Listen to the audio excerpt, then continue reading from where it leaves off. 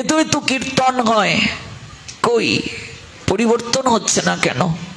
কতটা আমরা জানতে পারলাম তত্ত্ব, কতটা উপলব্ধি করতে পারলাম?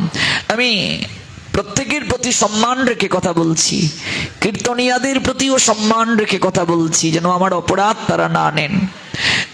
যারা আয়োজন করেন, কীর্তনের আয়োজনকারী ভক্তরা দেখবেন কীর্তন চলাকালীন সময়ে তারা সাত্ত্বিক আহার গ্রহণ করেন, সদাচার জীবন পালন করেন। কিন্তু আমরা যাদের মুখে কীর্তন শুনবো, অধিকাংশ কীর্তনিয়ারা তারা কীর্তন চলাকালীন সময়ও করিম চাচার দোকান থেকে ডিমের মামলেট খেয়ে সে কীর্তনে উঠেন, সুকটান দিয়ে মুখটা না ধুয়ে সে কীর্তনে উঠেন। আমি আয়োজনকারী, আমি সদাচার জীবন পালন করছি, কিন্তু আমি যার মুখে হরিনাম শুনবো তিনি যদি সদাচারী না হন, সাত্ত্বিক আহার গ্রহণ না করেন, তাহলে তার মুখ থেকে হরিনাম শুনে আমার কতটা কল্যাণ হবে ভাবুন, অনুভব করুন। এটি অনুভব করা দরকার। এই জন্য আমি কীর্তনিয়া ভক্তদের প্রতিও অনুরোধ রাখবো যেন আমরা সদাচার জীবনটা পালন করি। অনেক জায়গায় দেখা যায় কীর্তন চলাকালীন সময়ে একাদশী পড়েছে, একাদশীর দিন পর্যন্ত অন্ন রান্না করে দিতে হয় কীর্তনিয়াদেরকে।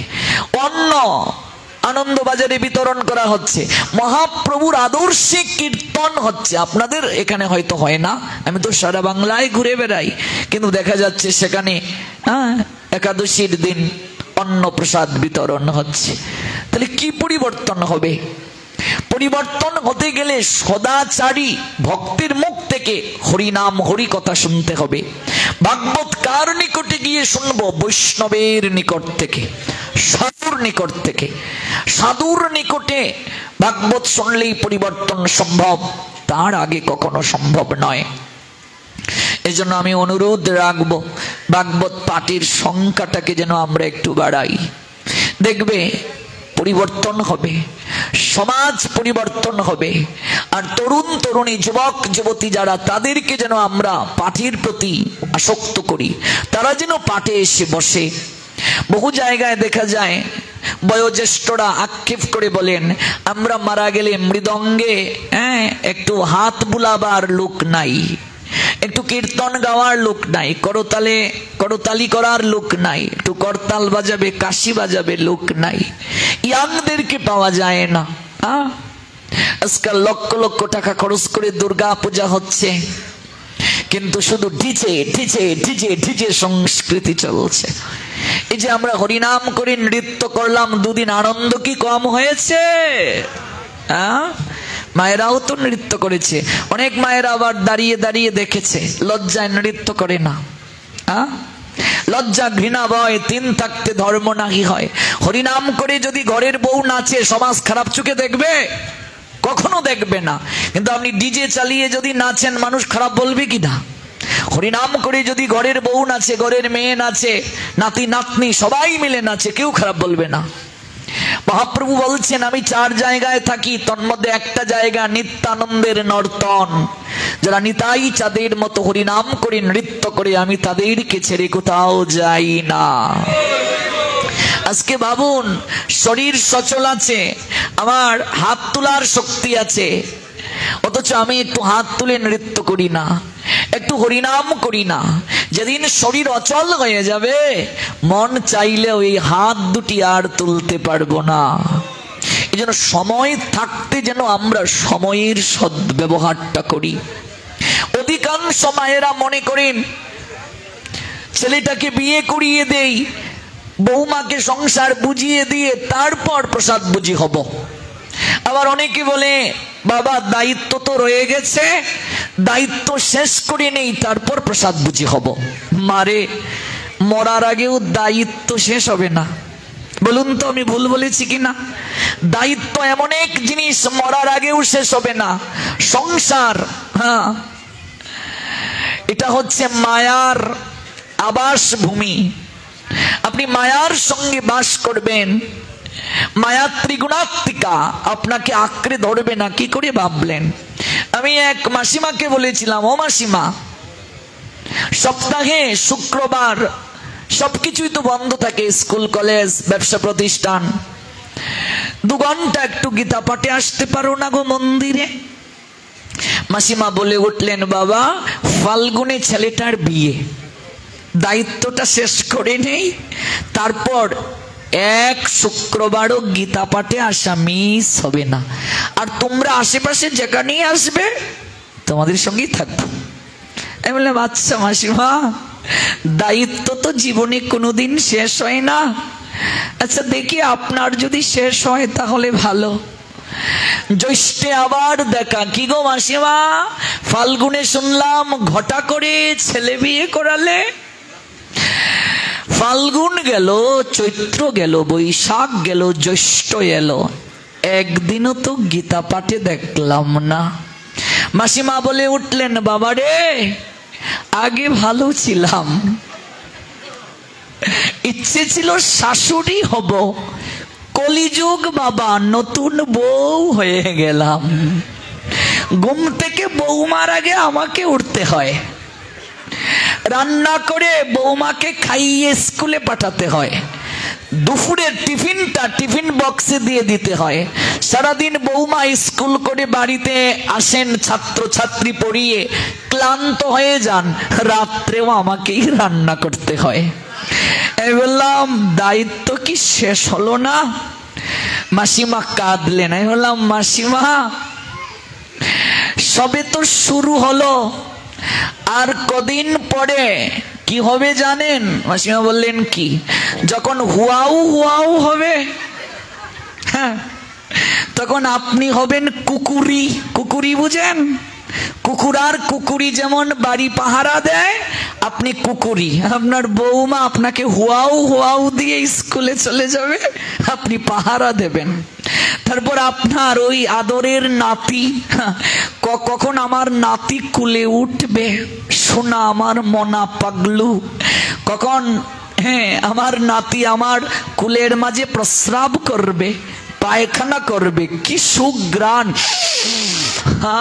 পারফিউম থেকেও খুব সুঘ্রাণ, নাতির প্রস্রাব আর মল ত্যাগের সুঘ্রাণ। এটা কি আনন্দ মাসিমা! তারপর একটু বড় হবে, আঙ্গুল ধরে ধরে আপনি একটা মুড়া হাতে নিয়ে যাবেন, নিচে তো আর বসতে পারবেন না, ওই আপনার নাতি নার্সারিতে কেজিতে পড়বে, আর আপনি টুলের মাঝে বসে কুকুরির মতো পাহারা দেবেন। দায়িত্ব জীবনেও শেষ হবে না, কর্তব্য জীবনেও শেষ হবে না। তাই দায়িত্ব কর্তব্য পালনের সঙ্গে সঙ্গে সাধু সঙ্গ করো, কৃষ্ণ ভজন করো। দায়িত্ব কর্তব্য শেষ করে কৃষ্ণ ভজন করব, সাধু সঙ্গ করব। যদি ভেবে থাকো জীবনে কোনোদিন তোমার কৃষ্ণ ভজন হবে না। আমা, বানরের বাচ্চাকে দেখেছো কেমন করে তার মাটাকে জড়িয়ে ধরে? এক গাছের ডাল থেকে আরেক গাছের ডালে লাফ দিচ্ছে বানরি মা, বাচ্চা কি পড়ে যায়? কেন পড়ে না? শক্ত করে জড়িয়ে ধরে। যদি কেউ ভগবানকে এমন করে জড়িয়ে ধরে সংসারে থাকে, কোনোদিন সে নিচে পড়বে না, সমুদ্রে পড়বে না। শক্ত করে ভগবানকে জড়িয়ে ধরো, তারপর সংসার করো। আমরা সংসারকে জড়িয়ে ধরি, ভগবানকে ছেড়ে দেই, যার কারণে আমাদের দুঃখ। কাজেই ছেলে বিয়ে করিয়ে প্রসাদ বুঝি হবে। হ্যাঁ, বৌমা বলে, বাবা এখন যদি প্রসাদ বুঝি হয়ে যায়, ছেলেটার বিয়ে করালে, ছেলের শ্বশুর বাড়ি গেলে তখন কি খাবো? আমি বলি, মা ছেলের বিয়ে করানো পর্যন্ত তুমি বাঁচবে তার নিশ্চয়তা আছে? মেয়েটার বিয়ে তো হয়নি বাবা, আপনার মেসু তো এখনো আসেননি বাবা এই পথে, আমি কি করব? তো স্বামী আসে নাই বলে আমিও পড়ে থাকবো? স্বামী যদি অসুস্থ হন, আমি ঔষধ খেলে সারবে? জগতে কারো পাপ কেউ নেয় না, কারো পুণ্য কেউ নেয় না। তাই সময় থাকতে ভক্তের সঙ্গ ধরো, সময় গেলে সাধন হয় না। ও মায়েরা, এই গ্রামে অনেক প্রসাদ বুঝি দেখলাম, আজ ঘরে ঘরে গিয়েছি, খুব ভালো লেগেছে। আগামী কার্তিক থেকে শুরু করুন, যাদের মনে ইচ্ছে আছে, নিয়ম সেবা ব্রত করে আর ছাড়বেন না। অনেক তো হলো, বাকিটা জীবন ভগবানের প্রসাদ গ্রহণ করে যান, ধন্য হয়ে যাবে জীবন। সন্তান দিগকে ভক্তি শিক্ষাটা দেন ছোটবেলা থেকে, আর সংসারের দায়িত্ব পালনের সঙ্গে সঙ্গে ভগবানকে ভালোবাসুন। একের ডান পাশে শূন্য দিলে 10 হয়, আরেকটা শূন্য দিলে 100, আরেকটা শূন্য 1000। যত শূন্য দেব মান বাড়বে না কমবে?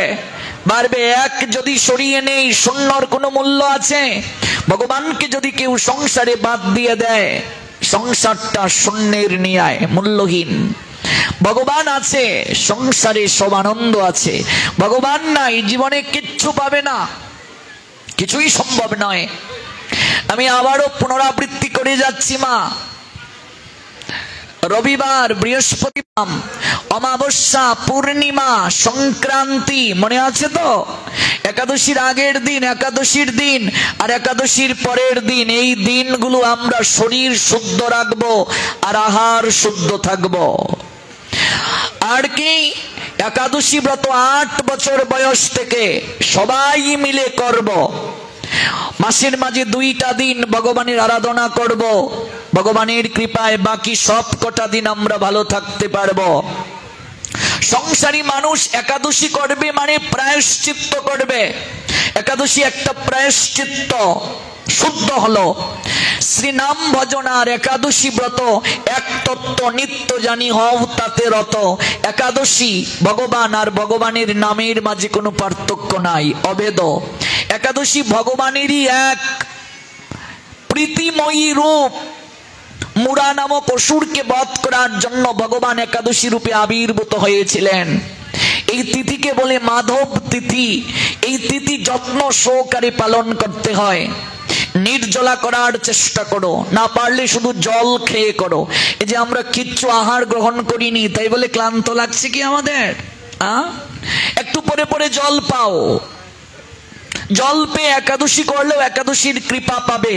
জল ব্যতীত আর কোনো কিছু খেয়ে যদি কেউ একাদশী করে, একাদশীর যথাযথ কৃপা পাবে না।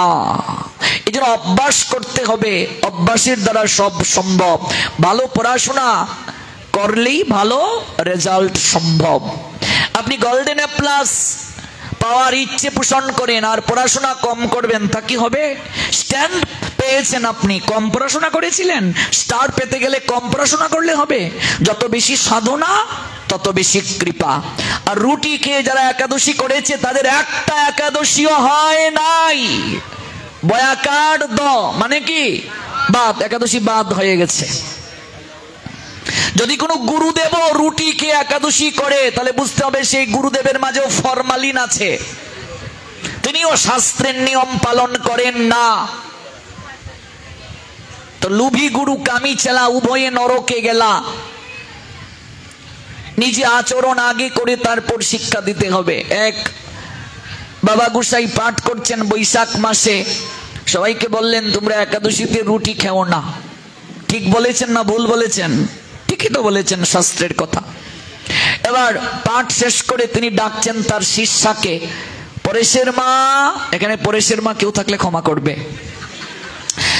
আজ্ঞে বাবা গোসাই, আমার জন্য অনুকল্প প্রসাদ নিয়ে আসো। অনুকল্প একাদশীতে কারা করবে?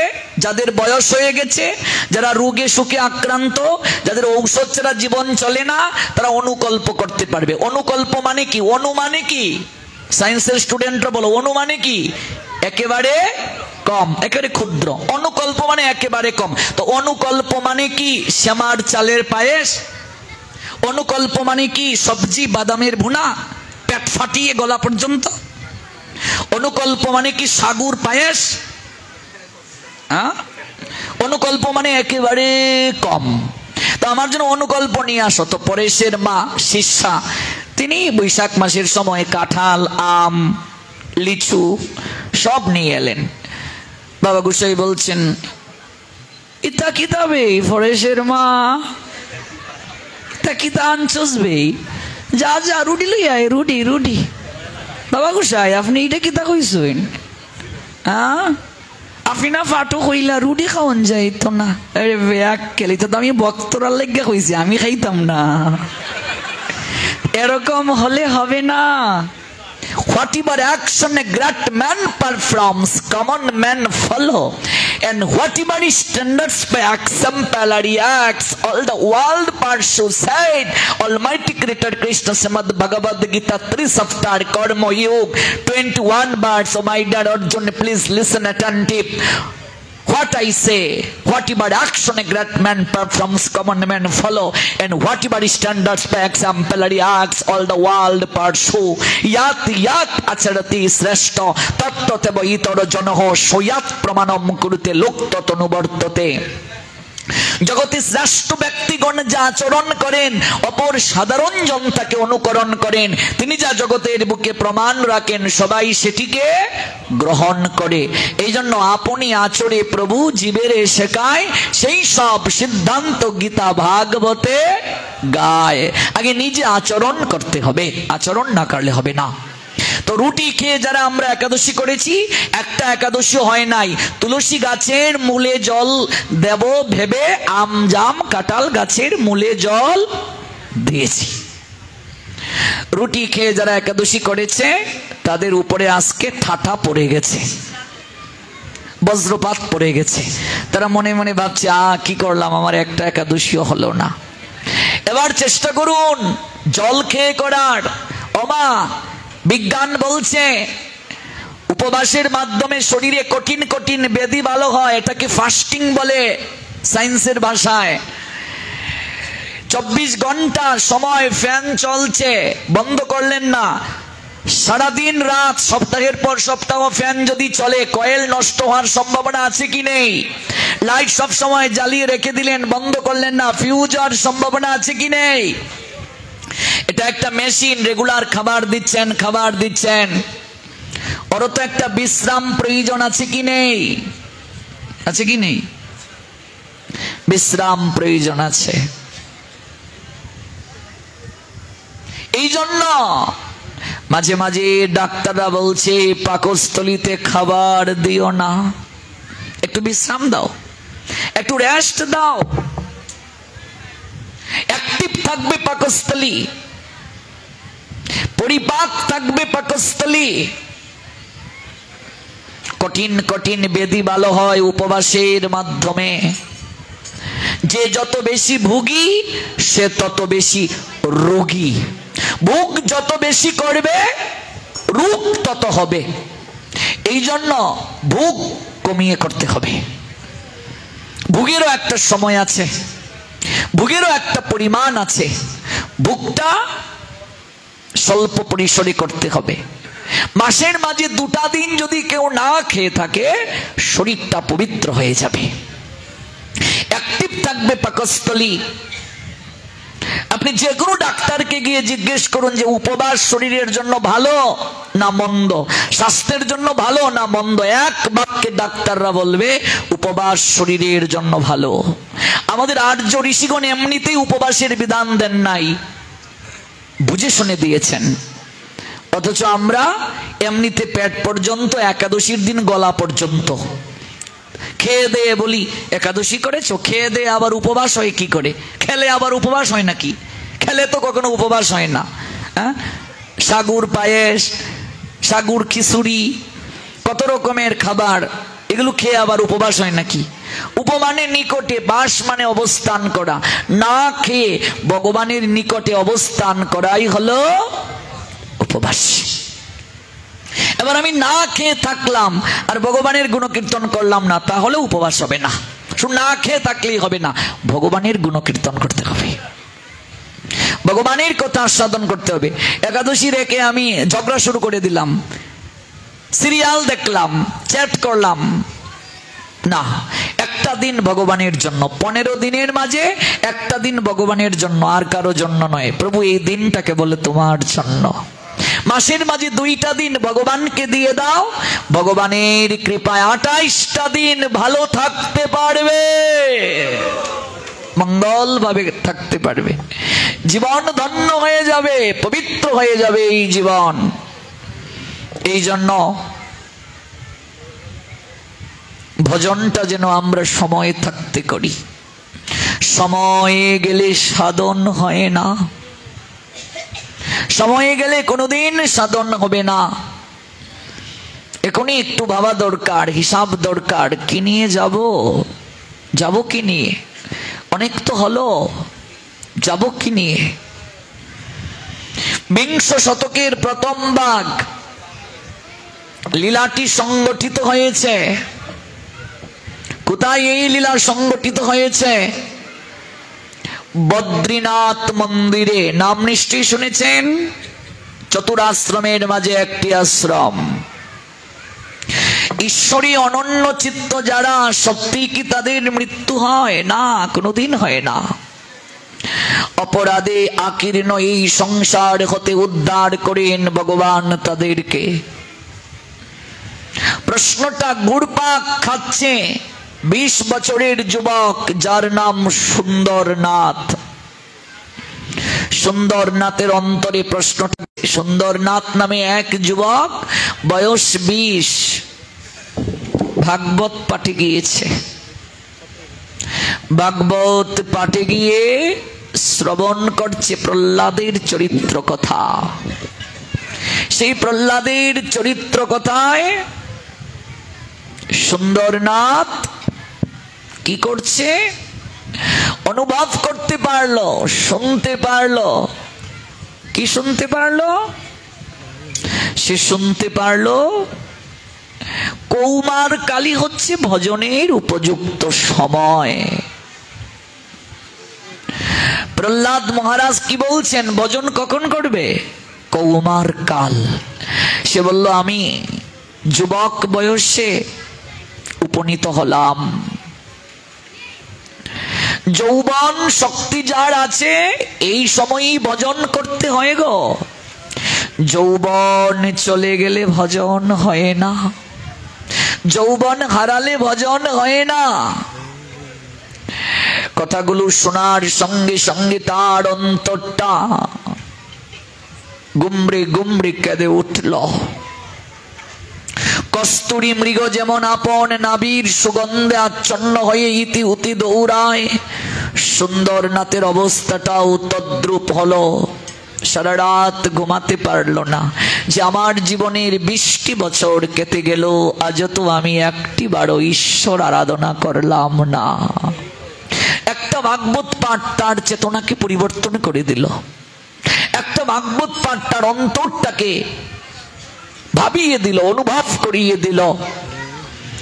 দক্ষিণ ভারতের যেহেতু সেই সুন্দরনাথ, দাক্ষিণাত্যের মানুষজনের সহজাত ভক্তি হচ্ছে ভগবান শঙ্খ চক্র গদা পদ্মধারী শ্রী নারায়ণের প্রতি। এটি তাদের শ্রেষ্ঠ ভাব, শ্রেষ্ঠ টান। তাই সুন্দরনাথ মনে মনে চিন্তা করলো, আমি পদব্রজে ভগবান শ্রী বদ্রী নারায়ণকে দর্শন করতে যাব। পদব্রজে, মনে রাখবে মা, ধাম তীর্থ পরিক্রমা করতে হয় পদব্রজেই। আমরা তো পারি না, তাই এখন আমরা গাড়ি দিয়ে যাচ্ছি, কিন্তু আগেরকার মানুষেরা কিভাবে পরিক্রমা করতেন? হেঁটে হেঁটে পদব্রজে। ওমা, বয়স যদি হয়ে যায় 21 কিলোমিটার গিরিরাজ, হেঁটে হেঁটে পরিক্রমা করতে পারবো? এখনই তো পারি না। হ্যাঁ, অনেকে গোবর্ধন পরিক্রমা করেন গাড়িতে চড়ে। গাড়ি চড়ে কি আর পরিক্রমা হয় রে মা? হ্যাঁ, কতজন দণ্ডবত পরিক্রমা করে গিয়ে দেখো, গোবর্ধন পরিক্রমা করছে দণ্ডবত। এক জায়গায় কেউ 108 দণ্ডবত দিচ্ছে, আবার ওই জায়গা থেকে 108 দণ্ডবত দিচ্ছে। 108টা দণ্ডবত দিয়ে 21 কিলোমিটার গোবর্ধন পরিক্রমা। কত কষ্ট! আরাধনা মানেই তো কঠিন। পদব্রজে চলছে। তখন কার্তিক মাস। কার্তিক মাসকে বলে নিয়ম মাস। এই সময়ে সাধনার সময়ে তুষারপাত শুরু হয়ে গেছে হিমালয় জুড়ে, সঙ্গে তীব্র শৈত্য প্রবাহ। অন্তরে সুকঠিন সংকল্প, ইস্পাত সমদৃঢ়তা আশ্রয় করে চিত্তে এগিয়ে যাচ্ছে কাঙ্ক্ষিত লক্ষ্যে সুন্দরনাথ। পথে শ্রম। সুন্দরনাথ ক্লান্ত, মাঝে মাঝে বিশ্রামের জন্য থেমেছেন তিনি। বদ্রীনাথ যাবেন, কোন জায়গায় থেমেছেন, একটু ভিক্ষা করে প্রসাদ গ্রহণ করেছেন। ওমা, চরণের তলটা কেটে গিয়েছে গো, রক্ত ঝরছে, তবু থামছেন না, কেঁদে কেঁদে বলছেন, হে নারায়ণ প্রভু, যদি মৃত্যুও হয় তোমাকে একবার দর্শন করে যেন আমার মৃত্যু হয়। তোমার শ্রী আঙ্গিনায় গিয়ে যদি মরতে পারি, তোমার মন্দিরের সীমানায় গিয়ে যদি মরতে পারি, আমার জীবনটা ধন্য হয়ে যাবে। কারণ তব আঙ্গিনায় অগণিত ভক্ত, শুদ্ধ ভক্ত তাদের চরণ ধূলিকণা দ্বারা অভিষিক্ত করেছেন। ওই জায়গায় যদি একবার ধুলায় গোড়াগুড়ি দিয়ে প্রাণ যায়, জীবন ধন্য হয়ে যাবে। যখন সুন্দরনাথ বদ্রী নাথে পৌঁছালেন, মন্দির তখন বন্ধ হয়ে গেল। আপনারা জানেন বদ্রীনাথ ভগবানের মন্দির 6 মাস বন্ধ থাকে। অক্ষয় তৃতীয়ায় আবার খোলা হয় মন্দিরের দরজা। 6 মাসে একটা প্রদীপ জ্বালিয়ে দেয়া হয়, ঘৃত প্রদীপ, ঘি দ্বারা। 6 মাস পর মন্দিরের দরজা খোলা হয়। 6 মাস বন্ধ থাকে। এত তুষারপাত হয়, এত তুষারপাত।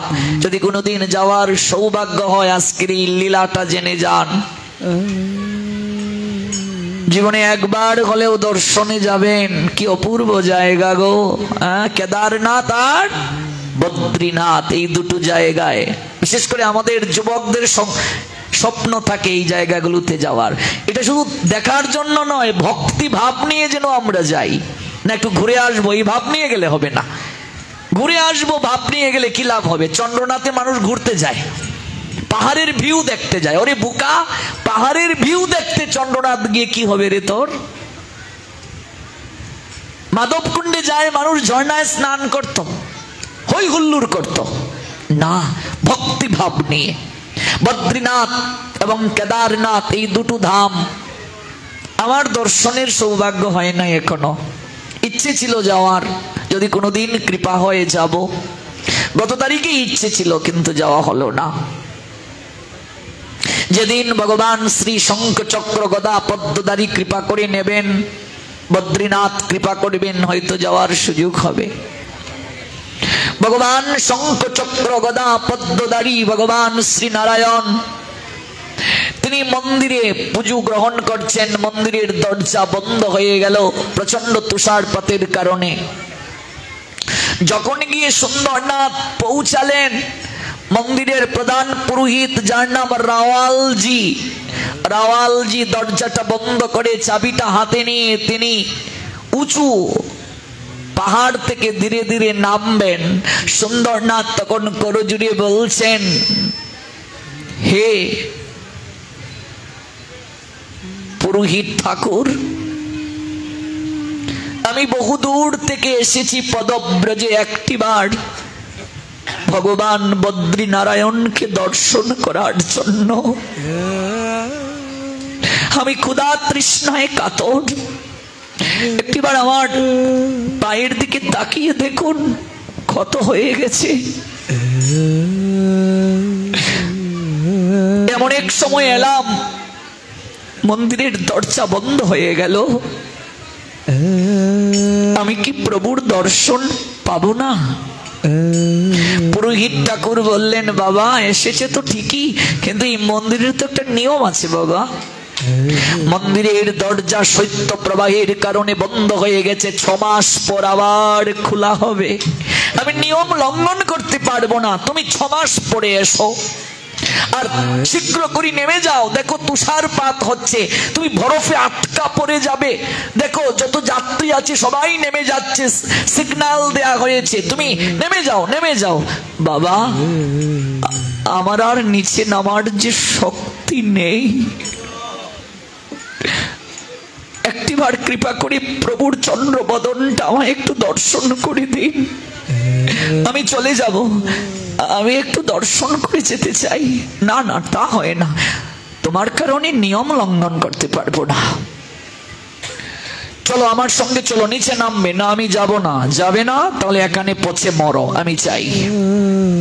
মন্দিরের প্রধান পূজারী রাওয়ালজি ধীরে ধীরে তিনি নিচে নামলেন, চিৎকার করে সুন্দরনাথ ডাকছেন, পূজারী ঠাকুর একটু দয়া করুন, আপনি নামবেন না? আমি বহু দূর থেকে এসেছি, জীবনে আর কোনোদিন আমার পদব্রজে আসার সুযোগ নাও হতে পারে। আমার ব্রতটা আপনি অসম্পূর্ণ করবেন না, একটু কৃপা করে আপনি আমার ব্রতটা সম্পূর্ণ করে দিন। আমি একটিবার প্রাণ খুলে দুনয়ন ভরে শঙ্খ চক্র গদা পদ্মধারী পদ্ম পলাশ লোচন ভগবান দর্শন করে যেতে চাই, একটু কৃপা করুন। চরণে গিয়ে দৌড়ে জড়িয়ে ধরলেন প্রধান পূজারী, চরণটা ছাড়িয়ে নিচে নেমে গেলেন। আমি এখানেই পড়ে থাকবো, আমি যাব না। যদি মরতে হয় পদ্ম পলাশ লোচন ভগবান শ্রীহরি, আমি তোমার আঙ্গিনায় মরব, আমি ফিরে যাব না। প্রচুর তুষার পড়ছে, ঠান্ডায় হিম হয়ে গেছে শরীরটা, নামছে না। অন্ধকার হয়ে গেল চারিদিক, প্রচন্ড বাতাস, পেঁজা তুলুর মতো তুষারপাত, শুশু শব্দে বইছে হিমেল বাতাস। নিচে অলকানন্দার গমন গর্জন, নদীর নাম অলকানন্দা, পাশ দিয়ে বসেছে বদ্রীনাথের পাশ দিয়ে অলকানন্দা। যদি কোনোদিন যান অলকানন্দায় স্নান করবেন।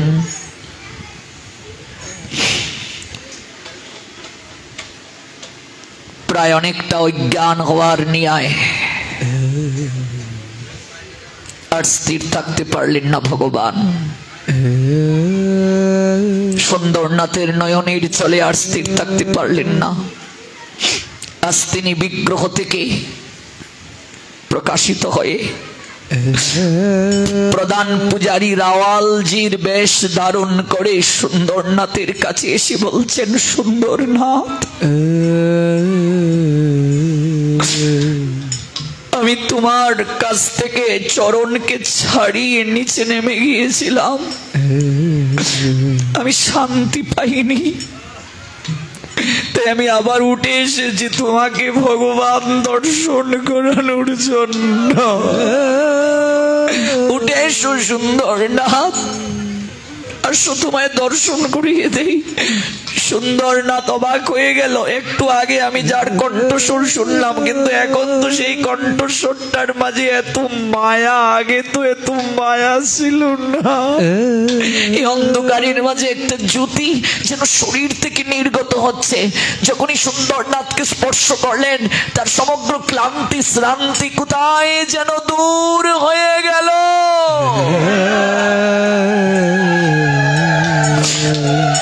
জড়িয়ে ধরে নিয়ে এলেন, দরজা খোলা হলো। আনন্দে আর সীমানাই সুন্দরনাথের। প্রভু আজ প্রধান পূজারীর বেশ ধারণ করে এসেছেন। ভগবান বদ্রীনাথের প্রসাদী একটা বস্ত্র এনে প্রভু স্বয়ং সুন্দরনাথকে দিলেন।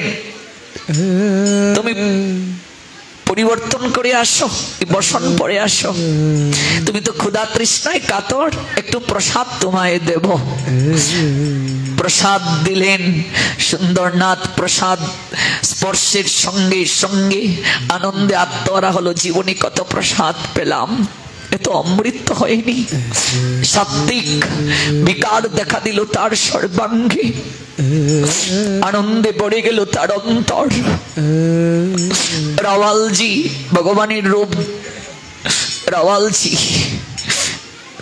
রাওয়ালজি বললেন, এত রাতে কোথায় যাবে সুন্দরনাথ, তুমি এখানে শুয়ে থাকো। এটা কার কক্ষ, কার বিশ্রামাগারে, তোমায় ভাবতে হবে না, তুমি শুয়ে পড়ো। স্বয়ং ভগবান রাওয়ালজি রূপ ধারণ করে তো এসেছেন। ভগবান যেখানে বিশ্রাম নেন ভগবানের যে শয়ন কক্ষ, সেখানেই সুন্দরনাথকে ঘুম পাড়িয়ে দিলেন। একটা হলুদ শীত বস্ত্র দিয়ে ঢেকে দিলেন তার গা। যোগমায়ার প্রভাবে তাকে নিদ্রা আচ্ছন্ন করে গেলেন। 6 মাসের জন্য ভগবান তাকে নিদ্রায় আচ্ছন্ন করে গেলেন কৃপা করে যোগমায়ার দ্বারা। 6 মাস কেটে গেল। প্রধান পূজারী রাওয়ালজি এলেন, মন্দিরের দরজা খুলবেন। লক্ষ লক্ষ লোক দাঁড়িয়ে রইল বদ্রীনারায়ণকে দর্শন করবেন।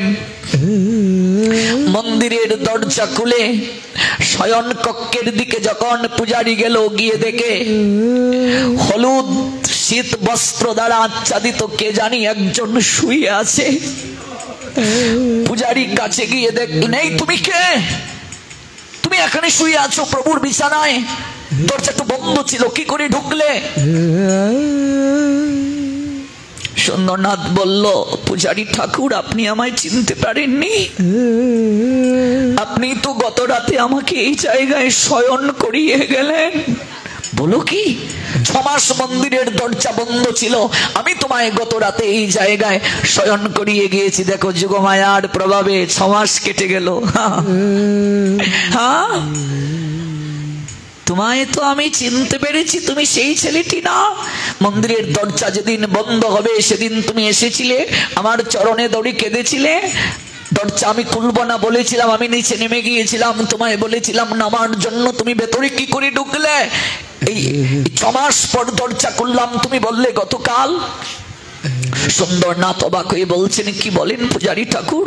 আপনি তো একটু পরে এলেন, এসে বললেন, সুন্দরনাথ তোমার কষ্ট আমি সইতে পারিনি বলে আমি নিচে নেমে গিয়েছিলাম, আবার উঠে এলাম। আপনি আমায় ভগবান দর্শন করালেন, আপনি আমায় প্রসাদ পাওয়ালেন। প্রসাদের থালাটা আমি ওই শয়ন কক্ষের পালঙ্কের নিচে ধুয়ে রেখেছি, দেখে যান। পূজারী ঠাকুর দেখলেন এই সেই থালা যে থালায় ভগবান বদ্রীনারায়ণকে রাজভোগ দেয়া হয়। অবাক হয়ে গেলেন। রাওয়ালজির নয়ন বেয়ে অশ্রু চড়চড় করে চড়ছে। রাওয়ালজিকে দেখে দে সুন্দরনাথকে বলছেন, সুন্দরনাথ বাবা, আমি আসিনি বাবা, আমি তো মন্দিরের দরজা বন্ধ করে চলে গিয়েছিলাম। তুমি আমার রূপে যাকে দেখেছো সে আমি ছিলাম না। তুমি পদব্রজে যাকে দর্শন করার জন্য এলে, শঙ্খ চক্র গদা পদ্মধারী ভগবান শ্রী হরি, আমি ছিলাম না। যে তালায় তুমি প্রসাদ পেলে এটা ভগবানের রাজভোগের তালা, ধন্য তুমি, তোমার জীবন ধন্য। যে বিছানায় তুমি শয়ন করলে, তুমি বলেছো আমি শয়ন করিয়ে দিয়েছি, আমি না, স্বয়ং ভগবান তোমায় তার বিছানায় শয়ন করিয়ে দিয়েছেন। তুমি ভাবছো একদিন কেবল কেটেছে, এক রাত কেটেছে, না 6 মাস কেটে গিয়েছে। তুমি ভগবানের কৃপা প্রাপ্ত হয়ে শয়ন করেছিলে।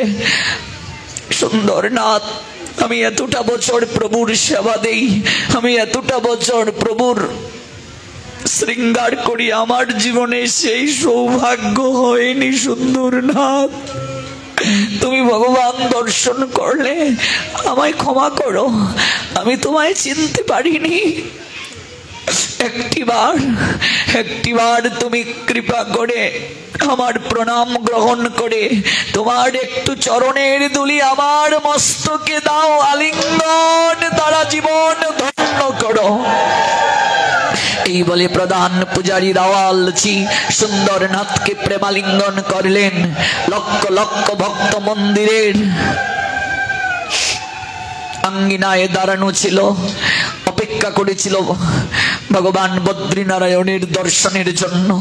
মুখে মুখে প্রচার হয়ে গেল সুন্দরনাথের কথা। সবাই তারা সুন্দরনাথকে প্রণাম দিল। আজও দক্ষিণ ভারতে বদ্রীনাথে গেলে ভক্ত সুন্দরনাথের কথা বললে আপনাকে জানিয়ে দেবে, দেখিয়ে দেবে সুন্দরনাথের লীলা। আজও দক্ষিণ ভারতের ভক্তদের মুখে মুখে শ্রদ্ধা বলে তারা সুন্দরনাথকে প্রণাম দেয়। এই তো হলো আনুগত্য, এই তো হলো প্রেম, এই তো হলো ভক্তি, এই তো হলো একাগ্রতা। সুন্দরনাথ যেমন ভাগবত পাঠে গিয়ে উপলব্ধি করেছিলেন যৌবন থাকতেই ভজন করতে হয়, আমরাও যেন আজকের এই ভাগবত পাঠের অনুষ্ঠান থেকে এই অনুভবটা নিয়ে যেতে পারি।